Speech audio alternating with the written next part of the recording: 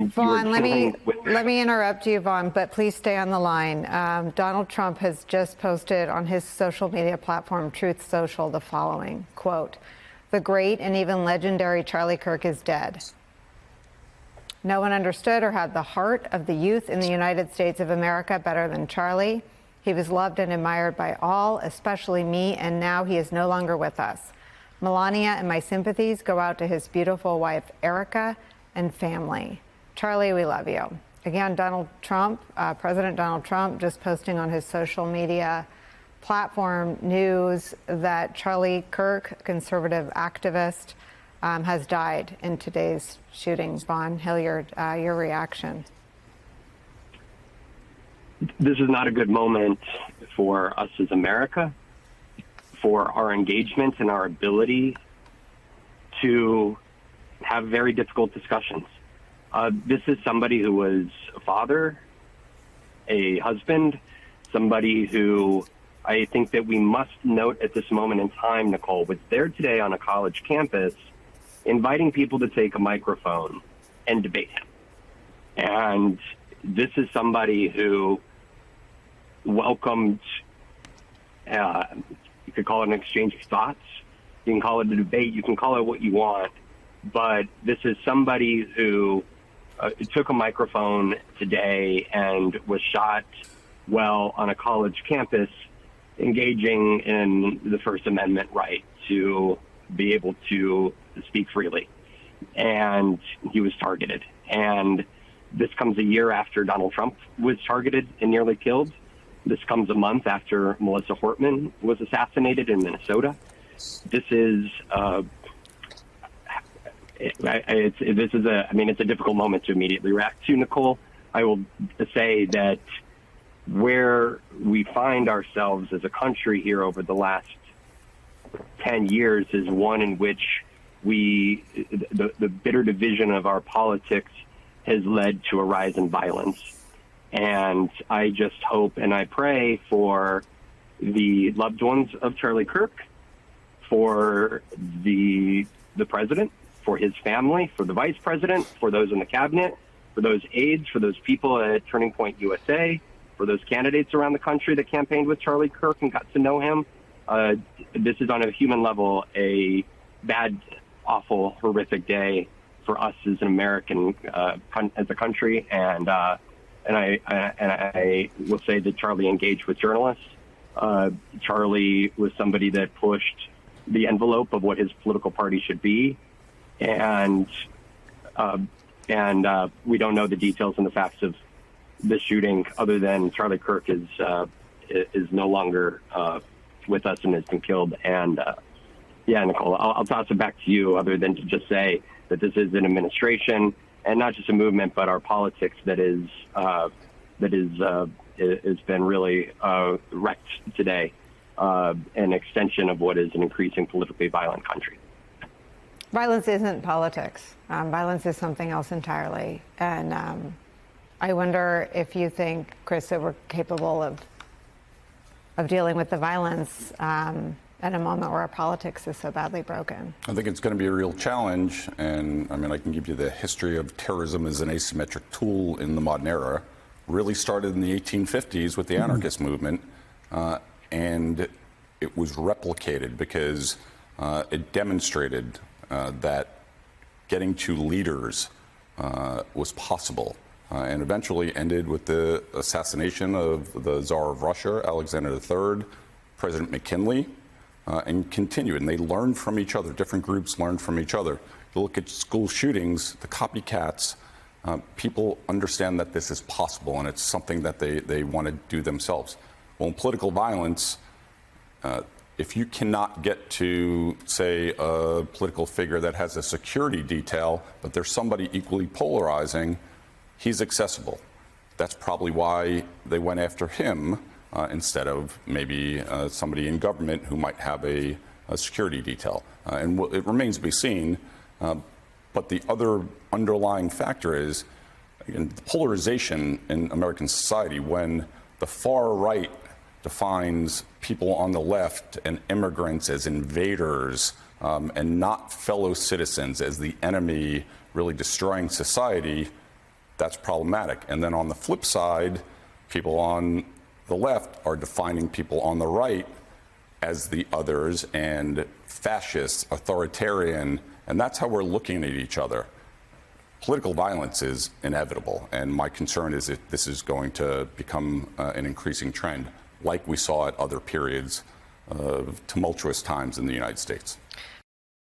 I want to bring back into the conversation my friend and colleague, senior MSNBC White House correspondent Vaughn Hilliard. Vaughn Hilliard, because I know you, I know that while you were quickly making your way to a camera, you were also doing reporting. Just tell us what you're learning. I know that at this point, Nicole, I think that Washington, D.C. has effectively come to a halt. This is a moment where Charlie Kirk is somebody who had ingratiated himself across not just this White House and this administration, but up on Capitol Hill and in state races around the country. For anybody that is in and around MAGA politics, which is effectively today's Republican Party, you will have come across Charlie Kirk. This is somebody who, for the last decade and plus, he started his organization, Turning Point USA, back in 2012. It really kind of became a bigger organization back in 2016 when it latched on to the then insurgent Trump campaign, and it ultimately led to what it is today. This is a 31-year-old who is now deceased and been killed. Charlie Kirk is somebody who had struck up close relationships and friendships with people that in the White House. And of course, the President of the United States, J.D. Vance, was somebody who was also a close friend. Charlie Kirk was there traveling with him day to day in the final days of his primary campaign back in May of 2022.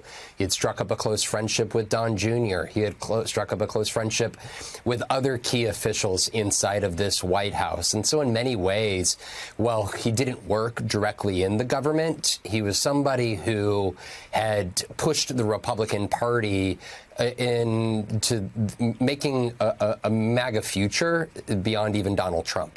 Somebody who back in 2023, early 2023, I was in California at an RNC meeting, and he was the one that was trying to rally for the ouster of Ronna McDaniel as RNC chair. Somebody who effectively was trying to push this next generation to ensure that the party stuck to its MAGA accords.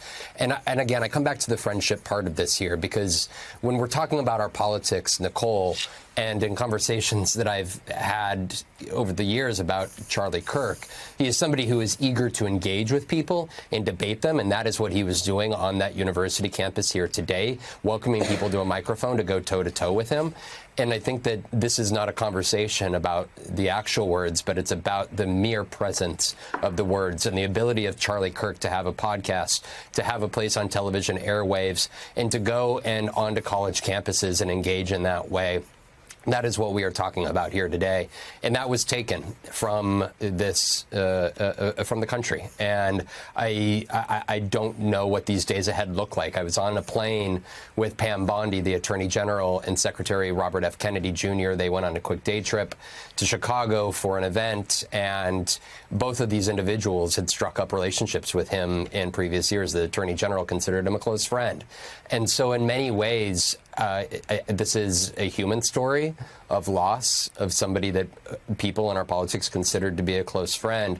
And also, I think when we're talking about the politics of what Charlie Kirk represented, he was somebody in the Republican Party that tried to lift up youth conservative voices and tried to position that as the future. And so this is one where I think that in the days ahead, we will see a very quiet White House, and especially up even on Capitol Hill, Republican lawmakers came to know Charlie Kirk.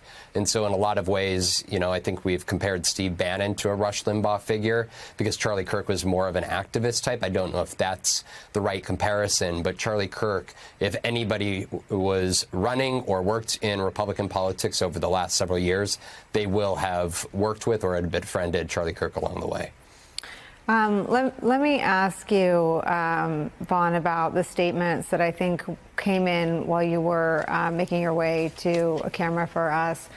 Former President Joe Biden and former Vice President and Democratic nominee Kamala Harris both strongly condemning this act of political violence that took the life of Charlie Kirk.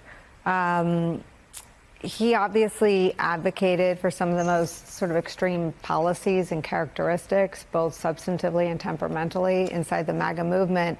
But it seems significant and important that the last two standard bearers to the Democratic Party are among the first people, along with California Governor Gavin Newsom, to condemn this act as vile and disgusting.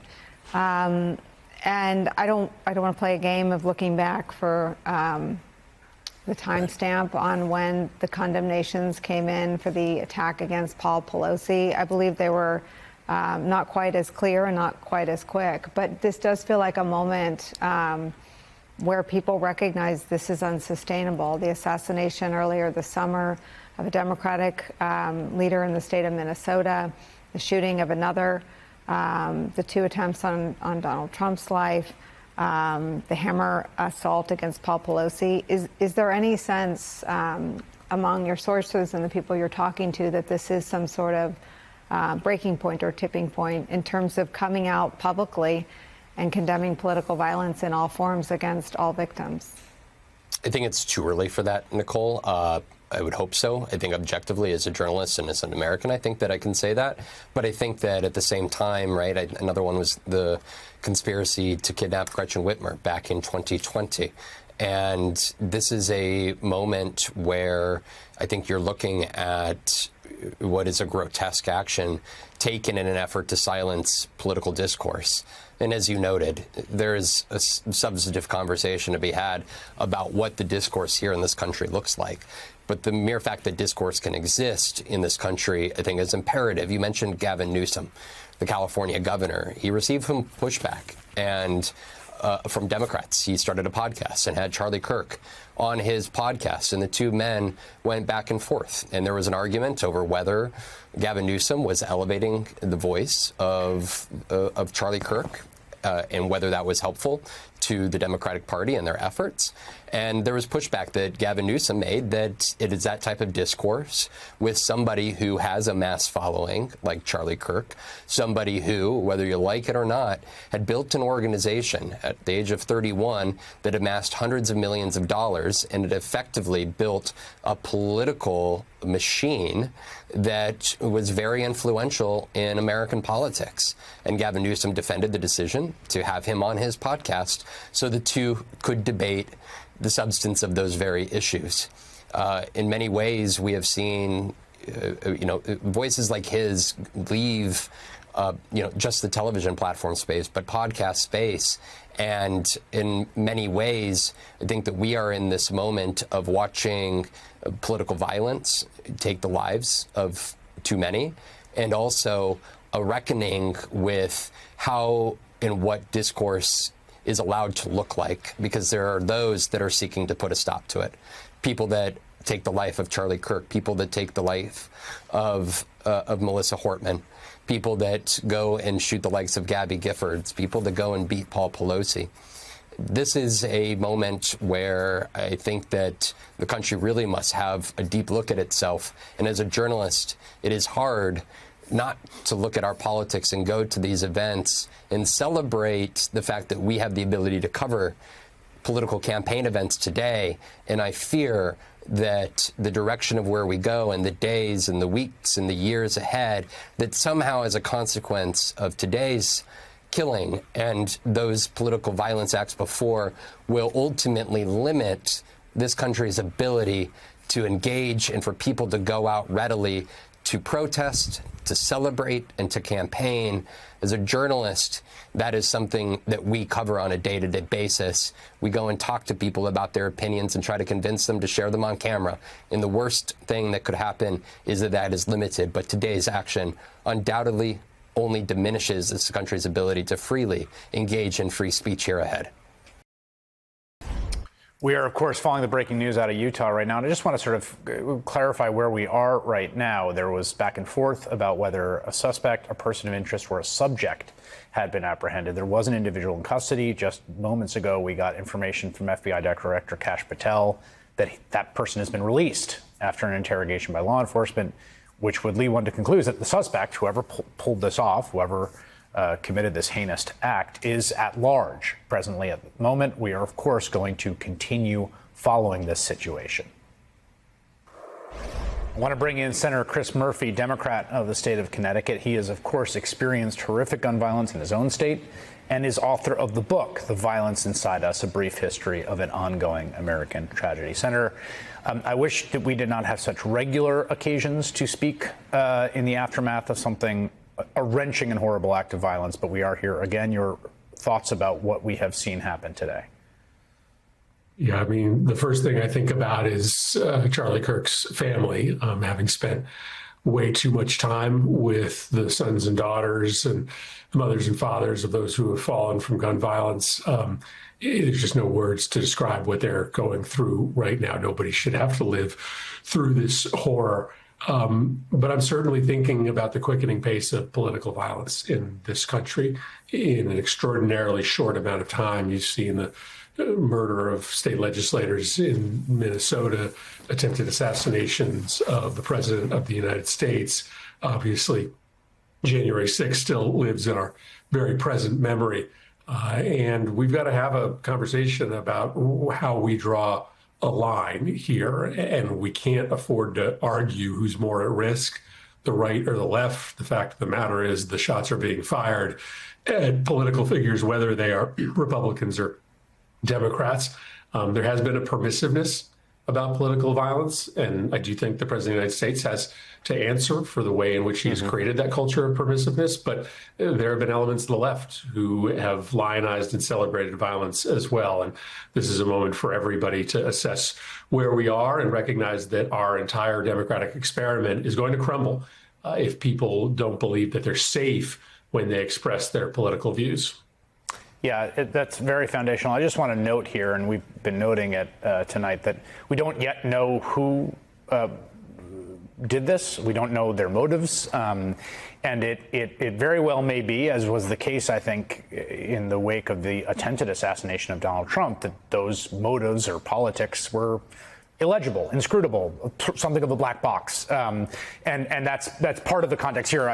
Although the point that you make there, I think, part of the reason we've seen such universal and unanimous condemnation, immediate, heartfelt, unanimous, is precisely because I think everyone understands that we feel like we're on the precipice of something that is not the sort of democratic society that we all believe in and want to have.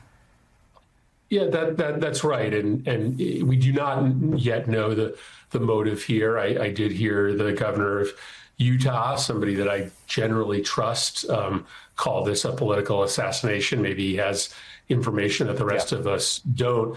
But yes, and I think this requires a really deep dive into how we've arrived at this moment. It is about the celebration of violence that happens, the rationalization of violence, but it's also about a country where political identity has become really ahistorically central to the way in which we wake up every day and find meaning and purpose. And that's because a lot of other healthier identities, family identity, work identity, local identity, have become less accessible. So we look today at the left or the right as the enemy. And it's worth us stepping back and understanding how we reclaim a sense of ourself that maybe is not so rooted in politics, which is inherently oppositional. And sometimes that oppositional force sort of becomes so overwhelming that it treads into violence. There's also the security concerns, which I think haunt so much of public life now. I mean, there's that period after 9/11. I was thinking about this recently. I was, visiting a family member in a hospital and waiting online to go through a metal detector and remembering that I lived in a time when you could walk into a hospital, you could walk into an office building, right? All that went away after 9/11. We've now are used to essentially airport security in any building we enter.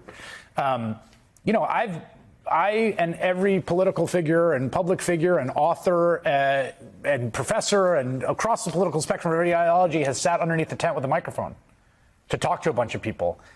That's like an essential part of what a free and open society is, and we can't let that go away. Correct. And, we also don't want to feel as if we are sort of living in a variety of different prison experiences. Yeah, right. I mean, I have opposed there being, armed guards at my children's schools, and that is primarily because I actually think it breeds a sense of fear in children that is, largely irrational. As much as this has now become an epidemic, you are still more likely in this country to be, killed by a falling object than you are in a mass shooting. There's far too many mass shootings, but I don't think we want to turn our churches and our schools and our shopping malls and our movie theaters into boarded up encampments. Yeah. So I think it's better that we get at the underlying sources of this violence. And there's some specific conversations we have to have with respect to political violence, but all of it has an underlying story about the easy access of guns. And if we just were more careful about who has access to powerful weapons in this country, we would have less need to board up a lot of our public settings. Yeah, and it seems obviously this was a gun that was used to carry off this awful murder. Senator Chris Murphy, thanks for sharing your thoughts tonight. Thanks. We're going to be right back.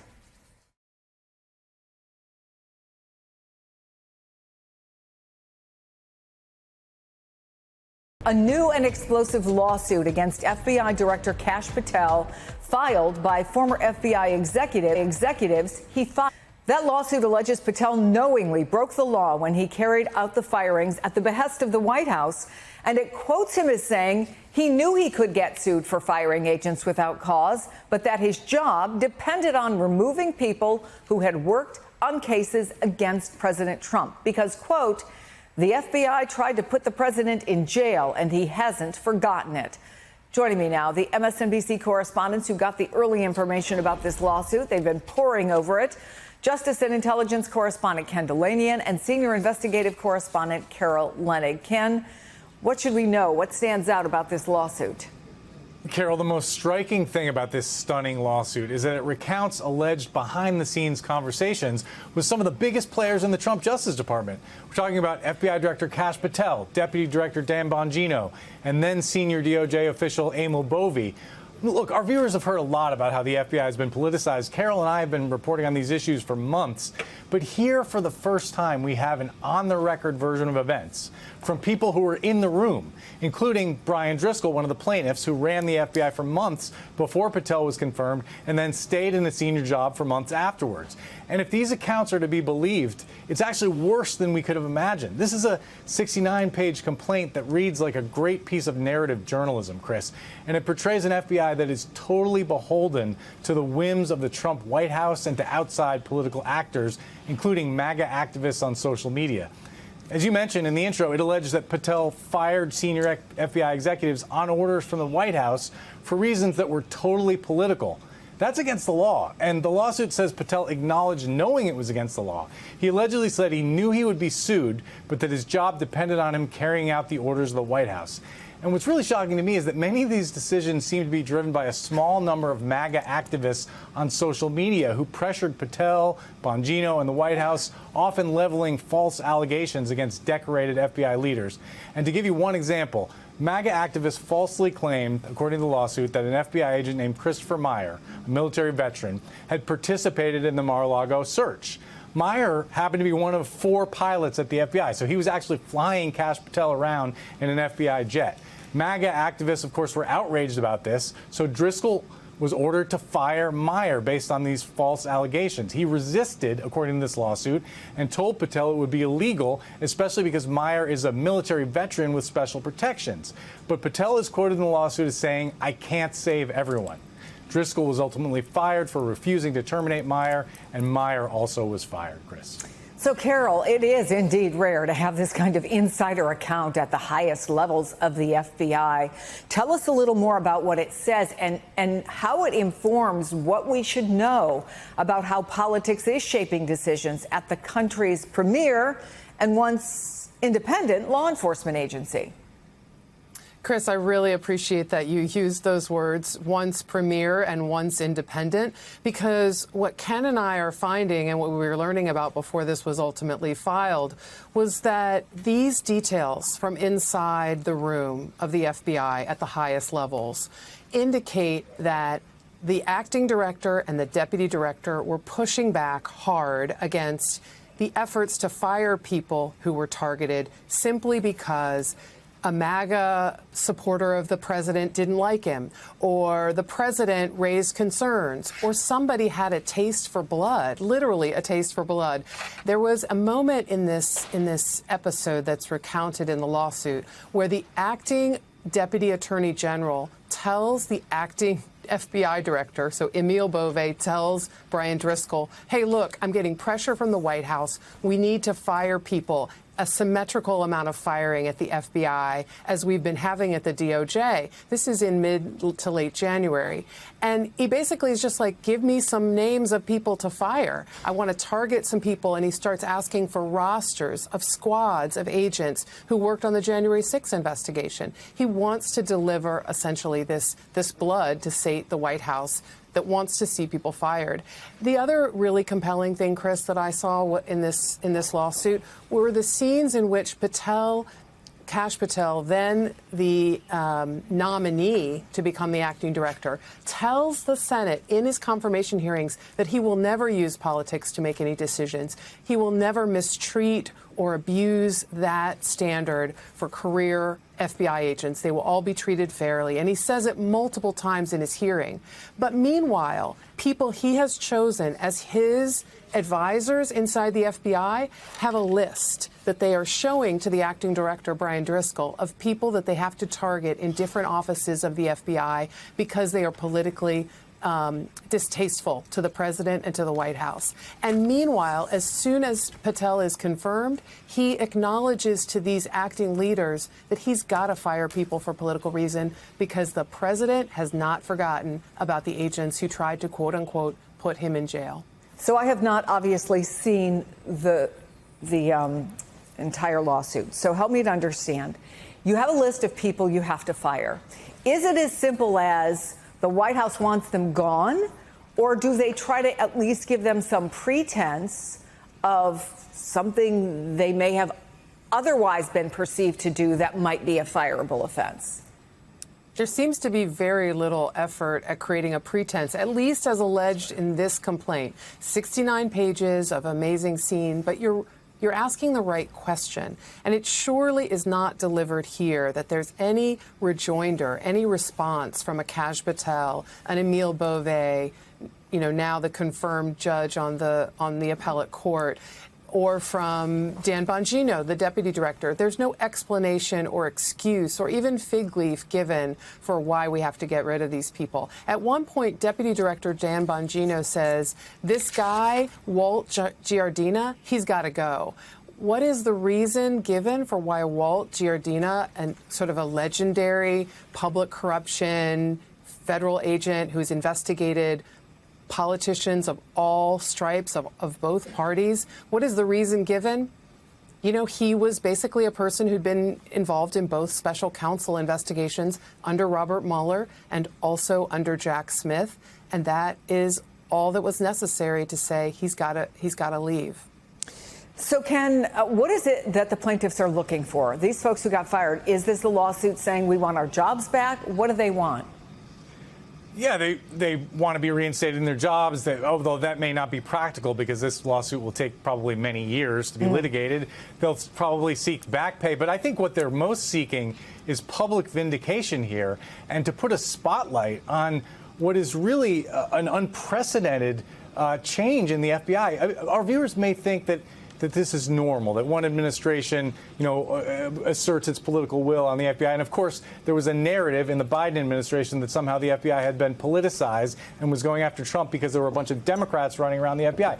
That was false at the time, and we've never seen this before. So the idea that agents were targeted for firing because they'd worked on cases that the White House didn't like or because they had done things the White House didn't like, that has never happened in the history of the FBI. And most FBI agents don't know the politics of the colleagues they're working alongside. And, Walt Giardina, who Carol mentioned, his wife was dying of cancer at the time that the White House was trying to fire him.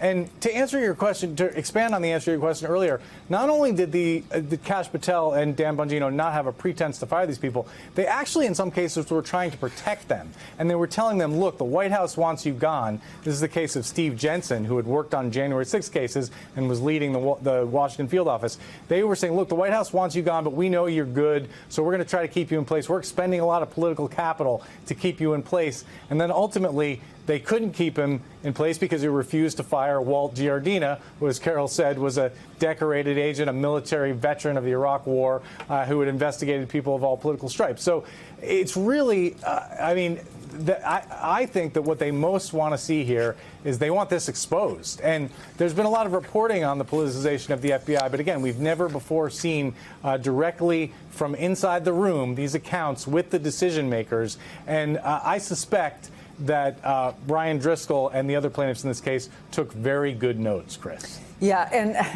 it sounds like it based on what you're telling me. Let me ask you as a final question, Carol. It's really just been filed, my understanding is. So anything yet from the FBI or the White House?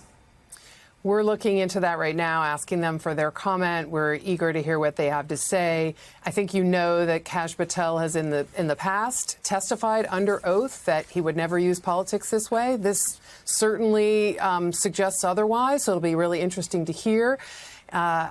And I've got to say, it'll be really interesting to see what the White House has to say about the claims that they were pressuring him and Don Bongino to make these steps. One more detail, Chris, I can't help but share, which we haven't gotten to yet, is how concerned all three of these people who brought this lawsuit, three people with about 100 years worth, nearly 90 years worth of experience in federal law enforcement, they put their bodies essentially in front of the firings of many other people below them. Steve Jensen wouldn't fire Walt Giardina. Brian Driscoll said, you're not firing these January 6 investigators who just were assigned to do their job when people were violently attacking Capitol and D.C. police officers. If you do that, you're going to hurt the national security of our country. These people stood in the way of this. They also said multiple times Dan Bongino and Kash Patel were almost too focused on trying to work on their social media communication with MAGA followers and their own followers to try to avoid the criticism that the FBI was getting. They were more interested in that social media work than they were, according to the complaint, to the actual FBI investigations that they were being briefed on. For example, the pipe bomb investigation, the Dobbs leak, that's the Supreme Court leak of that draft opinion, and then also the ongoing investigation Dan Bongino was also interested in, which was the finding of cocaine at the White House during the Biden administration. And just to clarify, for folks who may not know, the director of the FBI is a confirmable position by the U.S. Senate. And when you talk about testifying under oath and saying, I will never let politics get in the way, there may be some questions that members of Congress have beyond the White House and the FBI. Ken Delaney and Carol Leonnig, thank you both very much for your reporting. And for Ken and Carol's full report, head to msnbc.com. Joining us now, Democratic Senator from Virginia, Mark Warner. He's the vice chairman of the Senate Intelligence Committee. Senator, it's really good to have you, especially today. Let's talk about Poland first. What can you tell us about what happened and the significance of it? What I can tell you is, remember, Donald Trump said, Putin would never have gone into Ukraine if he was president. Well, Donald Trump's president, and now we've got Putin going into Poland. I mean, this is the same Donald Trump that rolled out the red carpet for Putin a few weeks ago. I mean, he's been played by Putin throughout this time. He appears to be more and more people, friend and foe alike, are basically ignoring the president of the United States or thumbing their nose at him. So you have Putin on one hand doing this with Poland, which brings us much closer to the kind of international conflict that we've all been concerned about. You've got Bibi Netanyahu thumbing his nose at Trump and showing unequivocally that he doesn't give a damn about the hostages. He has no interest in getting a ceasefire and is going to do whatever he wants to whoever he wants. And as your correspondent pointed out, We asked Qatar to allow Hamas to have an office there a decade ago so we could do back channel and have negotiations. And then to top this all off, we saw just last week President Xi, with his axis of chaos, demonstrate enhanced Chinese military capability with that big parade. And in the meantime, the state of our allies are enormously concerned because, I can tell you from the intel standpoint, they are worried about the undermining of our intelligence community's independence almost on a daily basis. If this doesn't scare the hell out of you, then you're not appreciating how close we are to literally chaos across the world. And frankly, Donald Trump may be standing alone because he's burned so many of our allies in 8 short months. I'm sorry, what you just said is really stunning. You should be scared, is what you're saying. To anybody watching this, to the American public, you should be scared today? If you don't appreciate how dangerous Donald Trump's activities are with basically giving a green light to Putin, if you don't understand that one of our closest allies is basically thumbing his nose at Trump with this strike in Qatar against the very negotiators that were considering a new ceasefire proposal, or the boasting of Chinese military strength.